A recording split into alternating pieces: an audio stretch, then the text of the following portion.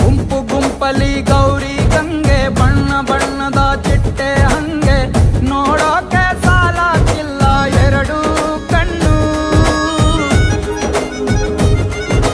ಗಂಡು ಹೈಕಳು ಬೆಪ್ಪಾಗವ್ರೆ ಬೆರಗು ಕಣ್ಣಲ್ಲಿ ನೋಡ್ತಾ ಅವ್ರೆ.